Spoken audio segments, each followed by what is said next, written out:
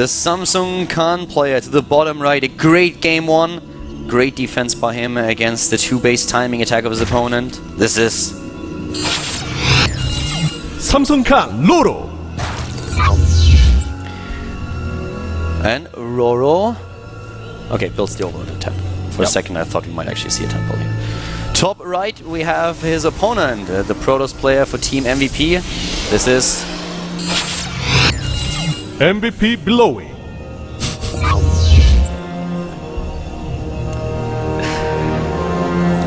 Yeah, he has to blow really hard to push his opponent over the edge now. I'm just trying to, I'm like, I've listed everything I can think of that could be Billowy. I'm just not, like maybe a quilt, if you happen to have that hanging somewhere, or like a towel. Yeah.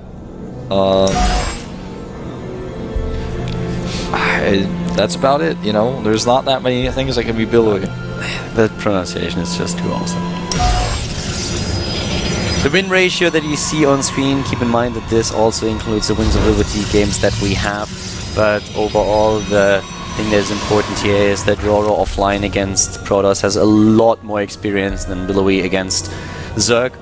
RorO has like a 55% win ratio now, but the problem for Billowy is that all those opponents that he faced were really like major Protoss players, like really heavy hitters, so that has to be kind of mentioned as well when we talk about the statistics here. And it showed in game number 1. I mean, RorO played this so well. Yeah. So we have a gateway expand coming out for Billowy, or at the very least a gateway opening. Expansion not 100% certain at this point, but extremely likely.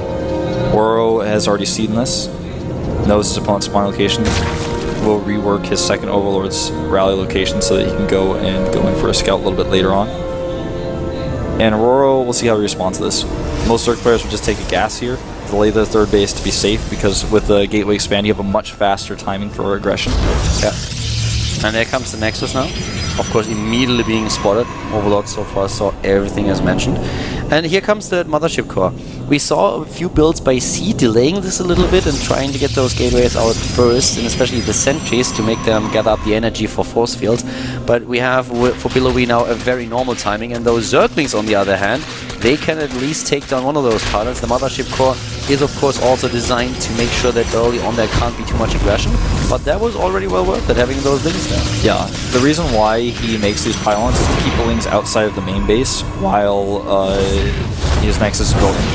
And, you know, it's either way, he still gets the Lings in, right? But if he had bought a little bit more time, the Sentry would be out, he can keep the Lings out of his main base and use the Mothership Core as well. In this case, RorO is too smart for him, though. Not only does he force the cancel on the pylons, but then just says, well, I can just run to the main here. Yeah, goes into the main base, gets his own third base up now. And, yeah, pretty standard timing, so he's not afraid of any aggression that can be thrown against him. That was really evident in game number 1, as RorO was very confident, even against timing attacks. That defense was so good, that was so sick, and then he actually got those Vipers out in time. That was pretty crazy, but like it was so excellently done. That was really, really something, and you could see it in Billowy's face after the game. He just had no idea how to face that. He was like, well, that was shut down. Even with his fake on the third base, that didn't do anything for him. Yeah. By the way, notice that RorO goes for the expansion on the left side, which is not necessarily what you would go for on this map, but in these positions, it's the right choice because it's farther away from Billowy. Yeah, it's always so difficult if the Protoss player is actually getting in a good position on the high ground, the normal third that you would take. So that is a little bit the safer position. The only thing that you try to make sure of is that there is no pylon to your left. Because if the main army moves into your natural or close to natural and you have a few zealots running in from the left side, it's very difficult to defend against that, or very annoying. But we immediately have a spotted pylon and the attack here. So, I don't know, for RorO everything is going so well in this series, it's a little bit scary.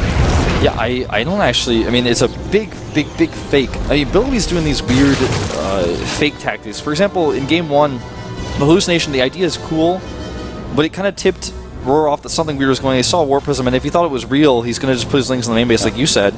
And he already cleared the Overlords up, so it wasn't necessary. Now, in this case, he's making fake pylons to make RorO think he's going for an attack, and his fakes just don't work. Yeah. The fake third Nexus that he had in game number 1 also didn't do anything for him, and now we have still the scouting going on. 17 drones as RorO realizes this is total BS. And he he has no problem dealing with this whatsoever. He's already 20 supply ahead of his opponent. He's going straight into... Well, the lair's a little bit later than it was in game number 1, but he still gets a pretty decent lair timing out there up against the Phoenixes, and so far it's basically the same or a very similar build to what we saw from Billowy in game number 1. You think he's going to add a bunch of gates? No, okay, well, he adds a forge here. I was going to say add a bunch of gates and then do it again. He's like, oh, you didn't expect me to do this twice. I don't really think so. I mean... He gets the forge now, so it's not going to happen. If you are... if you tasted licorice once and you really hate it, you're not going to try a second time anytime soon. Yeah. And that happens to everybody once with licorice. I don't know how that stuff still sells. I hate it. I can't eat it. I know a lot of people that really love it. I was actually told that if you... It doesn't work for everyone, but for 95% of the people that I talked to so far, if you hate licorice, you love marzipan. And if you love marzipan, you hate licorice. Well, I don't know what marzipan is. It's like, for me, that's a character from Homestar Runner. So. That's like, that you don't even know what that is. Oh my god. Seriously, we need to get you an education, son. That stuff is so awesome. Well, I guess I'll probably like it since I don't like licorice. So I guess that's probably how it is. I have actually friends from Germany visiting soon. I should ask them to buy some and bring it over. I'm actually going to do that. Alright. I'll keep a note of this. We have 6 Spore Crawlers made, so he's not taking any chances here. 2 at each base. He's also got the Hydra Den. +1. And the Phoenix is not getting a whole lot done here. He may go for that 2 Immortal Colossus push, since he's making Immortals right now and he has the Bay coming up. Yeah, that was so strong, especially when Heart of the Swamp started. Like, that was the go-to push, and every Zerg was like, I have no idea how to even defend this. They struggled for a long time. But the Phoenixes are leading the charge here and trying to do a bit of damage, but so far... RorO was on top of his game. He didn't sacrifice too many overlords. He has everything in the good position. He's spreading his creep forward. He still has units at the front scouting what's going on. WCS moving into the main base. Sees the robotic spay here. Sees the chrono boost on the range upgrade. He knows everything. Instantly after seeing that Bay. Yeah. Spire is one of those choices where you can't just go for the Corruptors. You have another choice going into a very fast Hive Tech. This is something that Snoot, for example, is very fond of. Getting those Vipers out as fast as he can. Now, if you see the Bay this early, the Corruptors are a good choice. If you see it too late, like if you see a Colossus and that's the first hint that you get, then you probably can't get away with doing this. He's still going to need to use his Roaches to control the map a little bit. And with Billowy taking a 3rd base, we may not see this push at all, but right now that's what RorO kind of expects. He's seen the 3rd Nexus now just with that Overseer. Yeah, first Ruffle Ray is also on the production tab. Yeah. Adding a little bit of support to the Colossi army here. But that gives also the time for RorO to get his own take out there. It's 3 base against potentially 3 base if we don't see a cancel again. It's a little bit unlikely with what we currently see from Billowy. But there's an attempted run by to force a cancel. Not going to happen. There are too many units. But at the natural, he needs to make sure he's totally safe there. He does not have this on lockdown. The Zealot is gone. The force field just the Colossus. Oh, that micro on that Colossus, and also a little bit of a late reaction there by RorO. Yeah, and RorO is losing a lot of units here. He has a couple of units in the main base doing damage to the Harvest account. Actually taking down quite a few of those. But still, in general, I have to say that this was well done by Billowy. Yeah, really nicely done. The Roaches get in again. I'm not quite sure how that happened, but yeah, immediately the split at the natural and the main base. It's the best he can hope for here. He needs to buy time because Billowy, since he killed so many units, had an aggressive timing. He's switching into mutas. Oh, okay. So Billowy could decide to just go for counter aggression with what he has. Could just decide to move in and be like, well, you're mutalist, you can't really beat my army. I just move in and I try to take you out. If he lets himself pin down to the top right, I feel it's going to be a very difficult game for Billowy. Mutalists are so annoying to deal with. Yeah, and when you have 2 expansions that you're going down, it looks like he's even going to take a 3rd one. He's going to triple expand right now. It means he has so many hatcheries to run away to while he's trying to get his spines up. So much production all over the map. If it comes down to the attack. If it doesn't come down to the attack, he gets all this production. He's just fighting it. He's fighting it head on. He's moving in. He just barely has enough? I don't think so. Well, that is, he lost already too much. I'm not quite sure what RorO was thinking. Did he really assume he could just take this? The next warp in at least would have taken that out. Harassing and just moving from base to base, that is going to be worth it a lot better. No, taking the Void Ray here is great. But yeah, the head-on fight, that was a bit surprising. Well, the Corruptors protect his mutas against the Phoenixes, and then he just goes down in here. He's killing so many probes, and this is the better choice right now. Yeah, look at him take the supply lead. Blink hasn't even started because the Twilight Council is so late here. And he achieves what we were talking about earlier. He pins him down. The Protoss can't really move out, even loses the Mothership Core. This is the time where you need a lot of multitasking, and Billowy does not have the multitasking of RorO. RorO is getting so many kills, and Billowy decides that it's time to move across the map. Yeah. 3 hatcheries added here for RorO, and he has the army, his Ling army, coming in for the flank. He wants to catch these Stalkers. There's no blink, and he knows it. There won't be an Onion Pulse Crystal upgrade for Billowy, and he's losing already way too much. And with this position, 6 Minecrawlers coming up, I'm not sure. I don't see that happening, to be quite frank with you. How many callers do we have? I think it's 2 at this point. It's 3. It's 3. 15 Stalkers, 2 Void or 2 Phoenixes, and 11 Zealots. The Spinecrawler's not ready in time. Circlings everywhere. Main base natural, third base being attacked. This is a base race scenario, and the only thing that RorO has to do now is build Mutalisks, and that's exactly what he does. And I think Billowy is going... If he doesn't really pull some amazing micro or multitasking off, I think this is going to be the end of it. Yeah.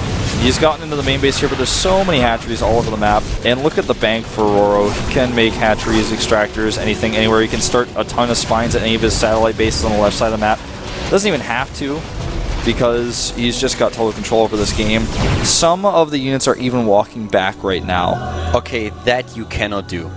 If you are going into a base race, if you go for a base race, you have to follow through with it. He has no Mothership Core, so he cannot just simply recall the units that are at the bottom right. The only thing that that RorO has to do is just move down the bottom right and take everything out, and then those Zerglings are beautiful against Stalkers. This is like... One thing you can do is bring your probes to your army, but you don't bring your army to back to the base. And yeah, he chases this away, but his Nexus is gone. Either you base race or you don't. Yeah. This is not going to work. He needs to be not worrying about that. Yeah, I saw that. He needs to be killing the extractors. GG. RorO takes the dominant, massively dominant 2-0, showing why he was a champion. Yeah, RorO definitely performing super well here.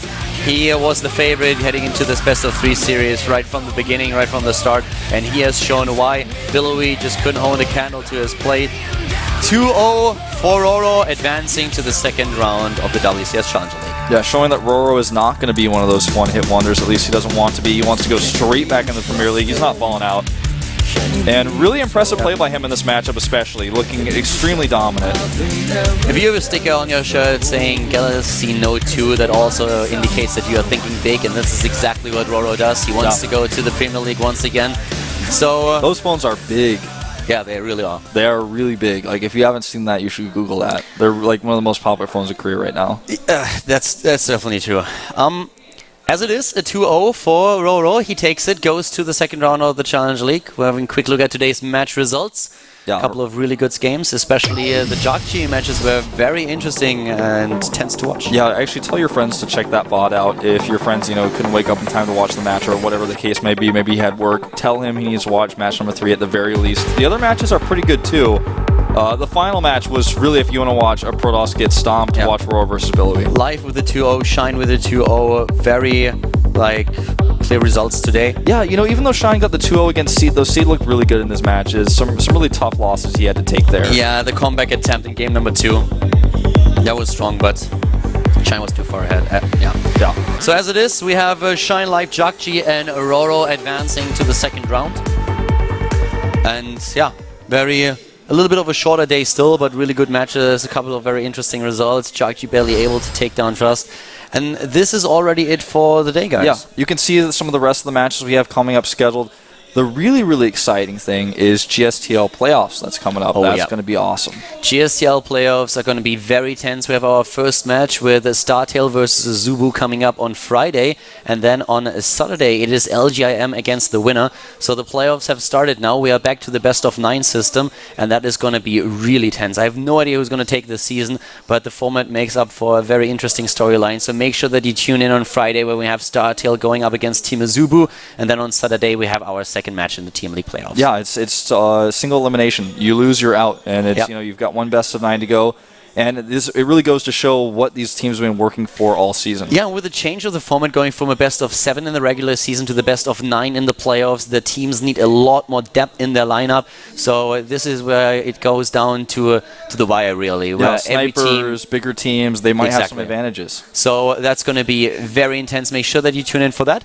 And we'll be back, of course, with the individual league next week, with the Challenger League, that is. And that's it for the day. Yeah. Hope that you guys enjoyed the show, enjoyed the cast and the games. One more thing, I just don't want to forget this. The match on Saturday will be at 8 p.m. So let everybody know that as well, because somebody, a lot of people out there think that it's just going to be at 1 p.m. like usual, but it's not. We're going to talk about that at the weekend again, but yeah, Wolf is right. On Saturday, we are a little bit delayed. At 8 p.m. we're going to start with our match. And that's it for the day. So see you guys at the weekend with the GSTL. See you then. Bye-bye. A minor setback that's supposed to be friend of mine. Empty the clip on me one night when the friendly fight turned personal. Guess he wasn't my friend after all. After a brawl, hit me 3 times and I wouldn't fall. Made it through with a blessing. Karma with no confession. Believing my body armor is made of fate from the heavens. Flipped over 5 times in the van without a